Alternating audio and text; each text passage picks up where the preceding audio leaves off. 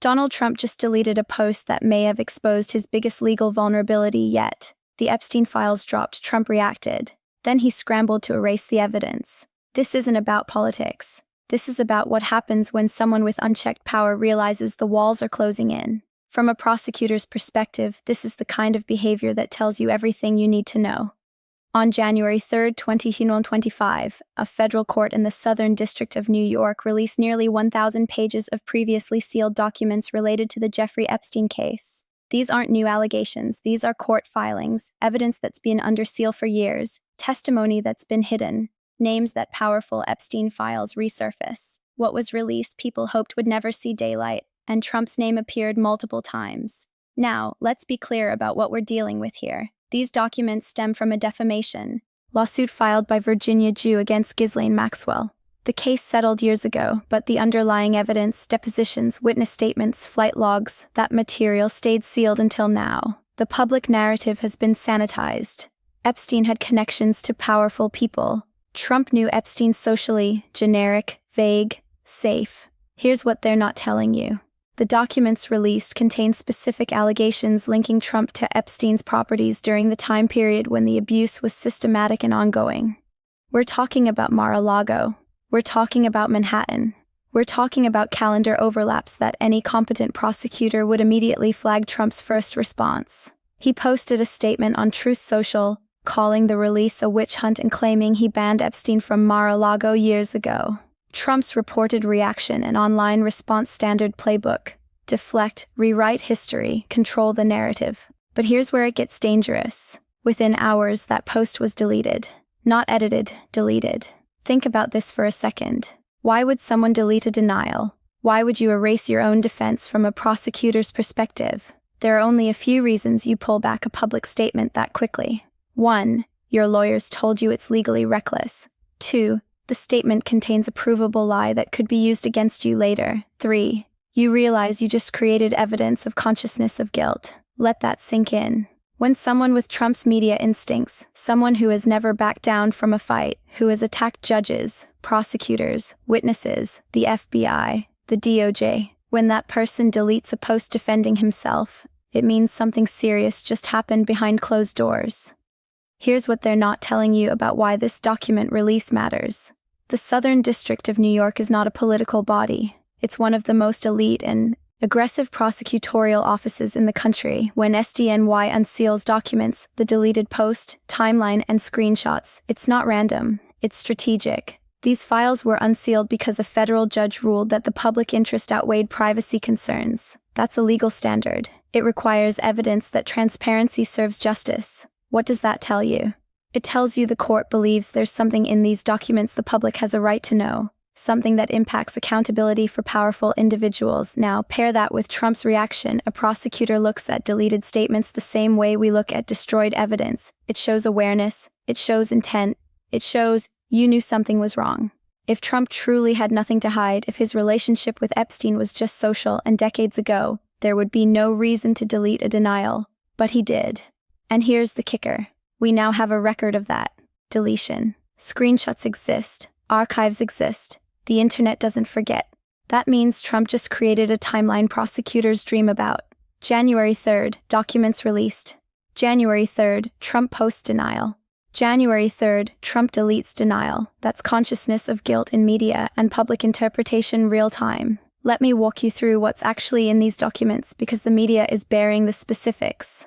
The Jarvis Maxwell case included sworn testimony from multiple witnesses who were asked directly about Trump's presence at Epstein-related events and locations. One deposition specifically names Trump as being present at Mar-a-Lago during a party where underage girls were also in attendance.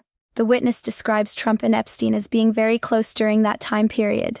Another document references a 2016 deposition where a witness was asked about Trump's behavior at these gatherings. The answer was sealed until this month. Now, does this prove criminal conduct? Not by itself, but from a prosecutor's perspective, it establishes something critical: proximity and knowledge. If you're building a case, you need to show the defendant was in a position to know what was happening. You need to show access. You need to show relationship. These documents do exactly that. They also undermine Trump's central defense, that he barely knew Epstein, that he cut ties early, that he wasn't involved. Flight political implications and narrative framing logs, party guest lists, phone records. These are the kinds of documents that don't lie, and they're now public. Compare this to how the DOJ handled other high-profile cases involving powerful men and allegations of sexual misconduct. When evidence connects someone to a criminal enterprise, even indirectly, prosecutors start building a conspiracy case. You don't need to prove someone committed the underlying crime. You need to prove they were part of the operation, that they benefited, that they knew. The deleted post. That's evidence of knowledge. Trump knew these documents existed. He knew what they said, and he knew his public denial wouldn't hold up. This is bigger than one case. What we're watching is a stress test of whether the rule of law applies to former presidents. Trump has spent years arguing he's immune from accountability, presidential immunity, executive privilege, absolute immunity, but the Epstein documents aren't about his time in office. They're about conduct that allegedly occurred before, during, and after his presidency. That why deletions amplify controversy means no immunity shield. That means no executive privilege defense. If DOJ or SDNY wanted to pursue this, the legal pathway is open, and here's what makes this particularly dangerous for Trump. Epstein is dead. Ghislaine Maxwell is in prison. The co-conspirators have either flipped or been neutralized. That leaves one major unresolved question. Who else was involved? Prosecutors love that question because it creates pressure, it creates leverage. Right now, Trump is dealing with 4 separate criminal cases. Federal classified documents, federal January 6th, Georgia RICO, New York State fraud. Add Epstein into the mix and you're looking at a potential 5th investigation that touches the third rail of American politics. Sex crimes involving minors. No prosecutor wants to bring that case unless it's airtight. But if the evidence is there, if the documents support it, if witnesses corroborate it, this changes final analysis and take away the entire legal landscape. And Trump knows it. That's why he deleted the post. Because the smart move, the move any competent defense attorney would advise, is to say nothing. Don't confirm, don't deny, don't create evidence. But Trump couldn't help himself. He posted, then he panicked, then he erased. That's not the behavior of someone with a clean defense. That's the behavior of someone who just realized the exposure is real. Here's the truth they don't want you to understand. The Epstein files aren't going away. The documents are public. The legal scrutiny is intensifying, and Trump's deleted post is now part of the record. From a prosecutor's perspective, this is the kind of break in the case you wait for when the defendant does your job for you. When they create the evidence of guilt without you having to build it. This isn't over. This is just beginning. Stay informed, because what happens next will determine whether power still shields the powerful, or whether accountability finally catches up. More truth coming.